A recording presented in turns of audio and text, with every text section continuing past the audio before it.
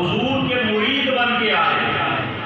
ایک صفِ صحابہ میں ایک شخصیت ایسی ہے کہ جو مرید بن کے نہیں آیا، حضور کی مراد بن کے آیا۔ سبحان اللہ۔ رحمت عالم صلی اللہ تعالیٰ علیہ وسلم نے دامن پھیلا کے، ہاتھ اٹھا کے، لب مقدس کو حرکت دے کے رب سے مانگا، اللہم اعز الاسلام بعمر بن الخطاب۔ ایک روایت میں ہے کہ عمر بن الخطاب او بعمر بن الحشام، اور ابن ماجہ کی روایت میں ہے اللہم اعز الاسلام بعمر بن الخطاب خاصہ۔ میرے رب میرے عمر کے ذریعے دین کو تقویت عطا فرما۔ کہ وہ جناب عمر ہیں کہ جو حضور کی مراد بن کے آئے، حضور نے رب سے مانگ کے لیے، اور رب تبارک و تعالی نے حضور کی التجا پہ جناب عمر کو توفیق اسلام عطا فرمائی۔ سبحان اللہ۔ اللہ اکبر۔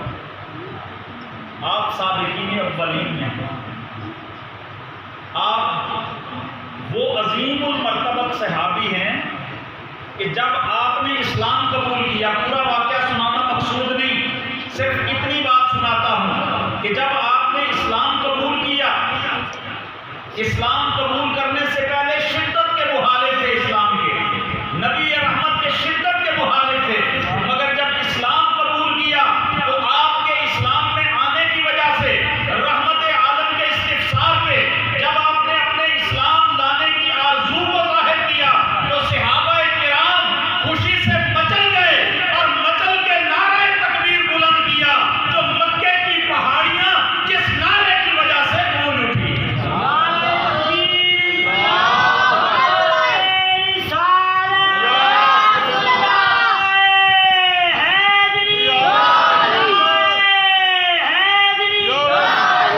اگلی بات سنیے جو سنانا چاہتا ہوں۔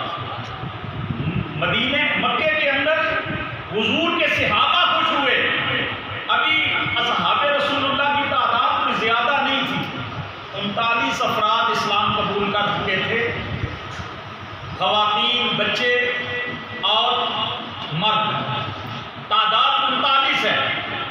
اب 40واں فرد عمر آیا۔ 40واں کو معمولی چیز نہیں، یہ بہت سارے مقام پہ آپ کو 40 نظر آئے گا نا، 40 کے عدد میں رب نے بڑی حکمتیں رکھی ہے۔ یہ 40واں فرد عمر آیا۔ اب جب جناب عمر آئے تو پھر ہوا کیا؟ رب دو جہاں نے جبریل سے کہا، جبریل زمین پہ میرے محبوب کے غلام خوشیاں منا رہے ہیں، آسمان پہ فرشتے خوشیاں منا رہے ہیں، محبوب کی بارگاہ میں جا کے محبوب کو پیغام دے دو کہ اے اللہ کے محبوب، عمر کے اسلام لانے کی خوشی میں اللہ کے فرشتے آسمان پہ خوشیوں کا اظہار کر رہے ہیں۔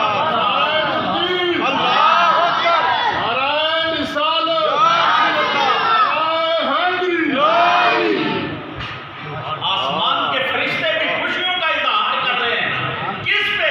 جناب عمر کی اسلام میں آمد پہ۔ اللہ اکبر۔ اگلی بات سنیے، میرے نبی علیہ السلام نے ایک موقع